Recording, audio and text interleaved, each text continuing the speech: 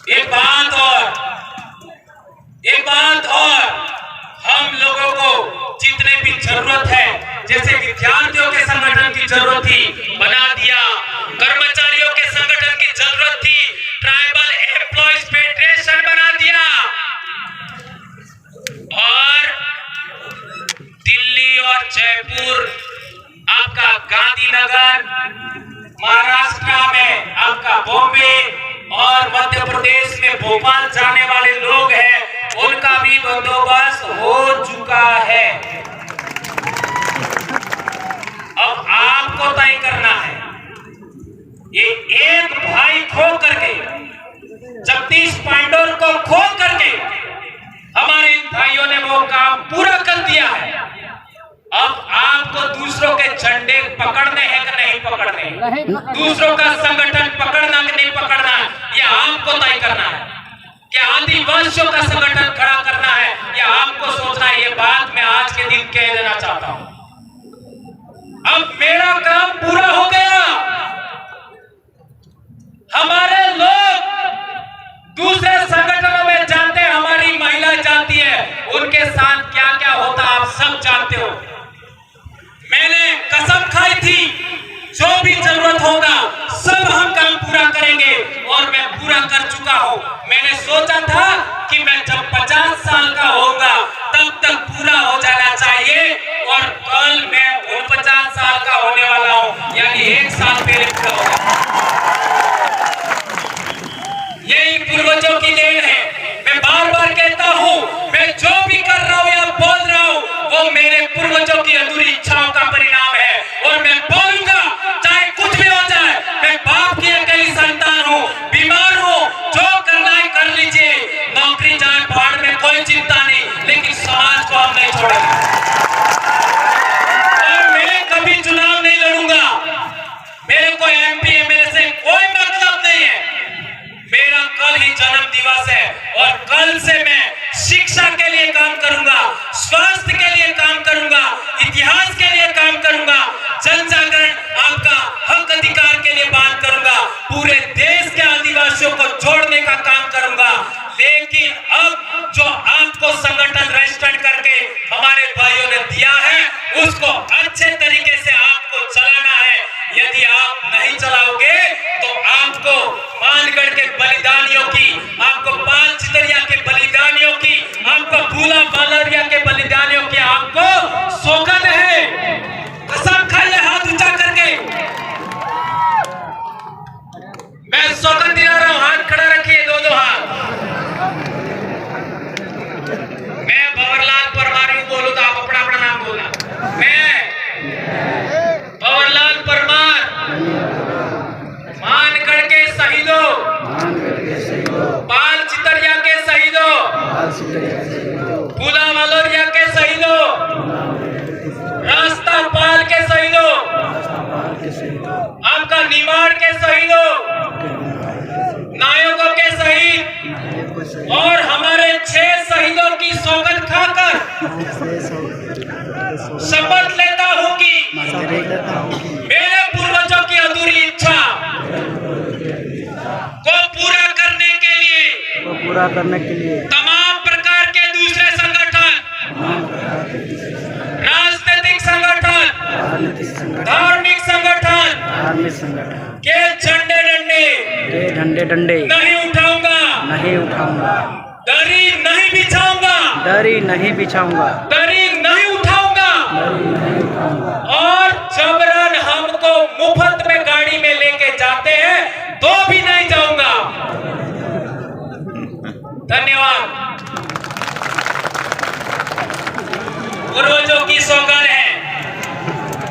एक बात और समझ लीजिए मेरे भाइयों, ये बात मैंने आपको इसलिए कही है क्योंकि बहुत सारे भाई हमारे सामाजिक आंदोलन में आते हैं, लेकिन अभी तक क्या हो रहा था, 30 साल से तो आदिवासी एकता परिषद चल रहा है, लेकिन 4.5 साल तक हमारे लोग एक जाजम पर आते हैं, एक टेंट के नीचे आते हैं, और 6 महीने बाद अलग अलग हो जाते हैं। Am I right? क्या गलत बोला?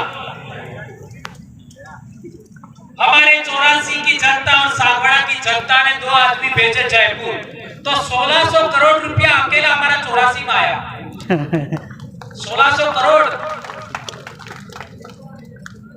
और 1600 इस जाजम से गए तो कितना आएगा है?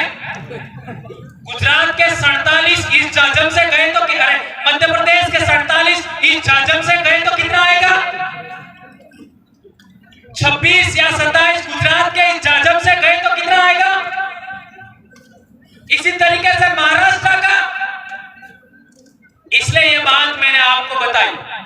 दोस्तों, अभी तक क्या हो रहा था कि हमारे समाज के लोग दूसरों के झंडे उठा रहे थे, दूसरों के डंडे उठा रहे थे, दूसरों की जाजम बिछा रहे थे, दूसरों की दरिया उठा रहे थे। इस वजह से लोग हमारे मुंहों पर मूतने लग गए। इस वजह से हम बिखर गए। अब हम लोगों को सामाजिक एकता कायम करना है। सामाजिक एकता के साथ साथ जितने भी सामाजिक संगठन हैं उनका एक अलायंस बनाना है, राजनीतिक संगठनों का अलायंस बनाना है, धार्मिक संगठनों का अलायंस बनाना है, और तो और हमारे जितने भी राजनीतिक लोग हैं, चाहे वो किसी भी पार्टी में हो, मैं तो कहना चाहता हूं दूसरी पार्टियां जो हमारे समाज को अभी तक परेशान करने वाली पार्टियां हैं, उनके भी लोग उधर हैं और इधर आना चाहते हैं, तो उनको भी जाजम पर हमें लाने का प्रयास करना चाहिए। भले वो आवे या ना आवे, लेकिन हमें ऑप्शन देना चाहिए, ऐसा मैं कहना चाहता हूं दोस्तों। और एक इंपॉर्टेंट बात, हमारे हक अधिकार और आरक्षण से संबंधित जो बातें हैं उनको गवर्नमेंटों को हमें इस चुनाव के अंदर आपका घोषणा पत्र रखिए कि जो शेड्यूल है तो वोट हमसे मांगो। नंबर 1। दूसरा, शेड्यूल एरिया के जितने एसडीएम, शेड्यूल एरिया के आपका जितने भी आपका डीएम है या कलेक्टर है या एसपी है, वो भी आदिवासी होना चाहिए शेड्यूल डिस्ट्रिक्ट में। तो हमारे पास आइए, अन्यथा आपकी हमें जरूरत नहीं है, ऐसा हमें कहना होगा।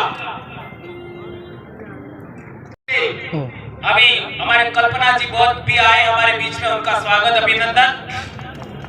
देख लीजिए, एससी समाज के लोग, ओबीसी समाज के लोग हमारी सामाजिक एकता देख करके हमारे बीच में आ रहे हैं, और हम लोगों को प्रयास करना चाहिए। आदिवासी क्या उद्बोधन बोलता है? जय जोहार उद्बोधन बोलता है।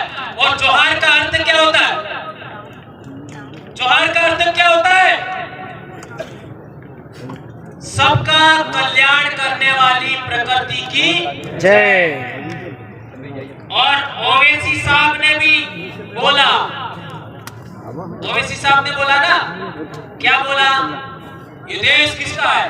आदिवासियों का है।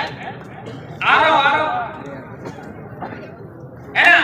इसका मतलब क्या होता है? मालिक, बोला ना। और जोहार तो बड़ा प्रधान भी बोलते हैं, लेकिन आपके 487 एमएलए हैं, वो कभी बोलते हैं?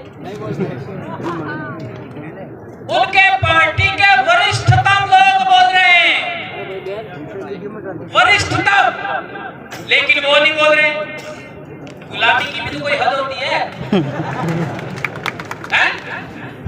इसलिए राजनीतिक रूप से गुलाम बना के लोगों को आजाद कराने के लिए संगठन रजिस्टर किया है, ऐसा मैं कहना चाहता हूं दोस्तों। और एक बात, हमारे कई सारे संगठन करता है, जोहार तो नहीं बोलते, कोई बात नहीं, लेकिन हमारे लोगों को निगरानी करवाते हैं। क्या निगरानी करवाते हैं? कहाँ जा रहे हैं, कहाँ आते हैं, और तो और कई झूठे आरोप लगाते हैं। ये ऐसा करना चाहते हैं, वैसा करना चाहते हैं, लेकिन एक बात हाथ ऊंचा करके शपथ खाइए, आज के बाद मानगढ़ से जाने के बाद आप लोग किसी को भी थप्पड़ नहीं मारोगे। आदिवासी परिवार के लोग हाथ ऊंचा करिए,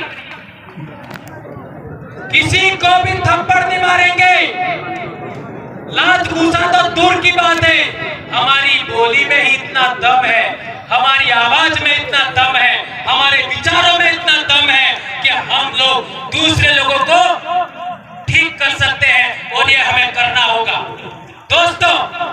बात और कहना चाहता हूं मैं कि हमारे इलाके में जब भी दूसरे पार्टी के लोग आते हैं तो वो हम लोगों को कई सारे मुद्दे पकड़ा के चले जाते हैं। जैसे 2002 का दंगा हुआ तो हमारे डाकोर भाई उन्होंने आपको बात बताई, क्या बताई कि जो 2002 का दंगा हुआ तो उसके अंदर इन लोगों ने अपने हिंदू है ऐसा करके मुसलमानों के विरोध में भड़काया और कई सारे केस हो गए, आज भी वो केस चल रहे हैं।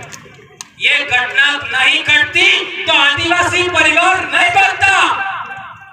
मेरे गांव में भी एक मुसलमान भाई रहता था जो आदिवासियों को समय पर अनाज नहीं मिलता था तो मुफ्त में अनाज देता था, दिवाली के पर देने के लिए मुफ्त में कपड़े देता था, यहाँ तक कि गहने देता था।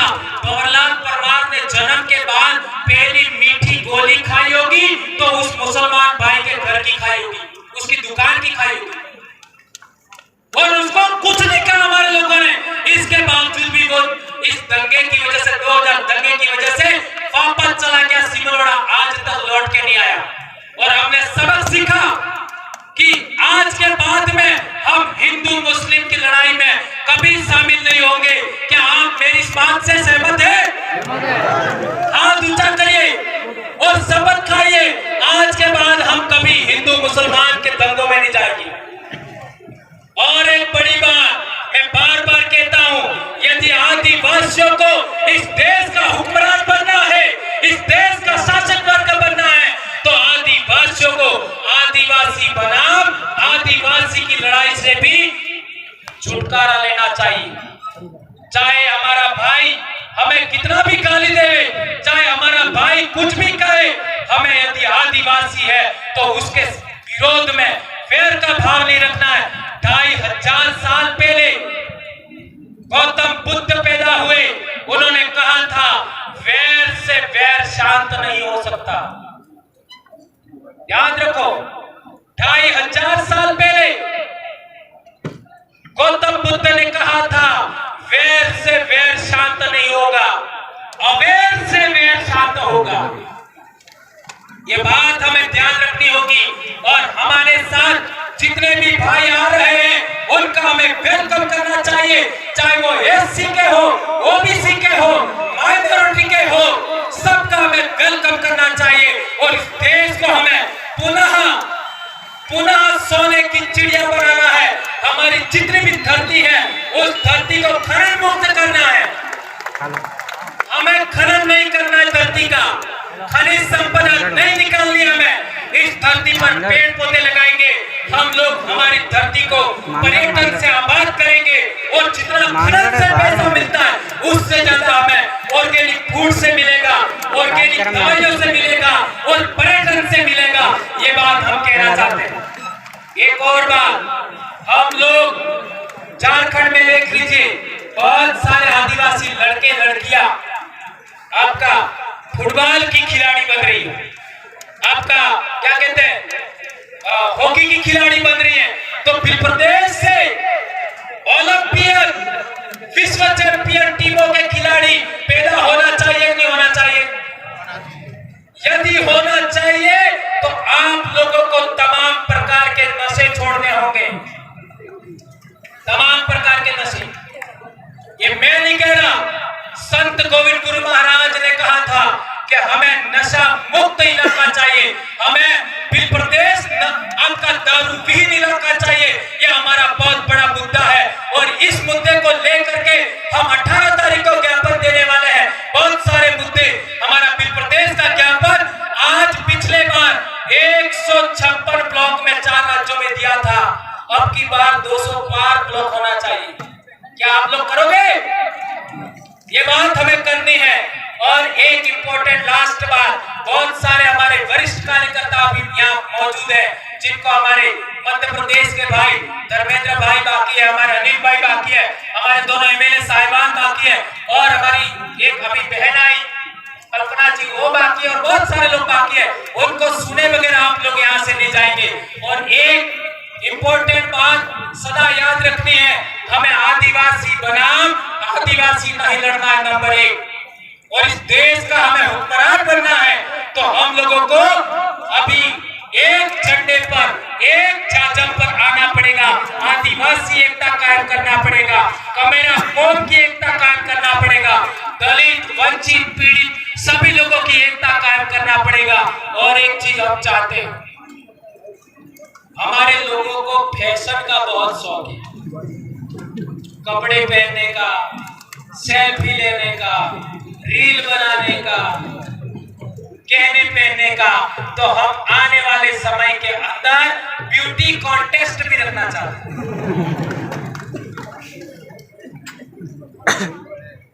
ये 2018 में आदिवासी परिवार विजन 2 किताब लिखा, उसमें लिखा हुआ है ब्यूटी कॉन्टेस्ट। और ब्यूटी कॉन्टेस्ट के 5 चरण होंगे उम्र के अनुसार, क्योंकि बूढ़ी महिलाएं हैं जो 50 के आसपास, उनका भी ब्यूटी कॉन्टेस्ट होगा, सबका होगा, बच्चों का भी होगा, हमारे आर्ची की उम्र की बच्चियां उनका भी होगा, लड़कों का भी होगा, लड़कियों का भी होगा, क्योंकि होली पर हम लोग ये आयोजन करते हैं फिर प्रदेश रूपाली। तो कितने हमारे पुरस्कार भी वगैरह सब होते हैं, सब आप जानते हो। यदि ब्यूटी कॉन्टेस्ट में आप शामिल होना चाहते हो तो आपको 3-4 के अलावा कोई व्रत नहीं करना, सब व्रत छोड़ दें। कौन से? एक तो पूनम, एक असगाई 11, एक होली वाला और एक पीपड़ा वालों। इन 4 के अलावा हमें कोई व्रत नहीं करना।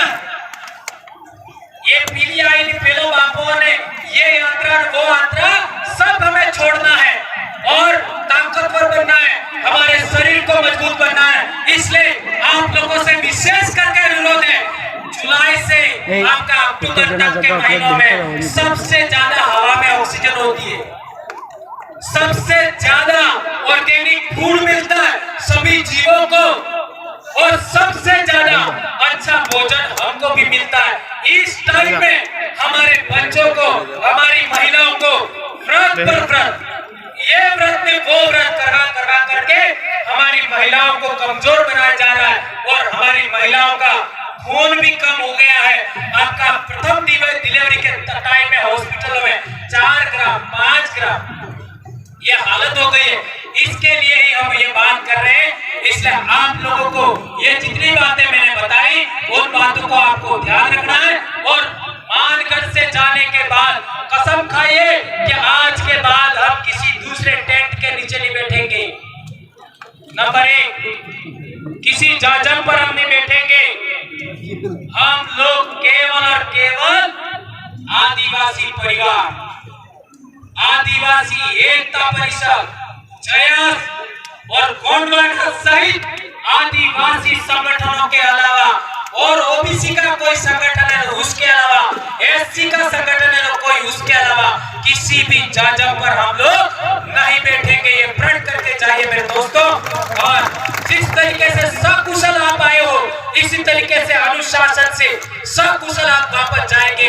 ये बात आप लोगों के बीच में करते हुए मैं अपनी बात समाप्त करता हूँ। जय जोहार, जय आदिवासी, जय मिल प्रदेश, जय बिरसा मुंडा, जय भारत। वनवासी नहीं आदिवासी है हम, वनवासी नहीं आदिवासी है हम, आदिवासी ही नहीं भारत देश के मूल मालिक है हम। जय जोहार। धन्यवाद।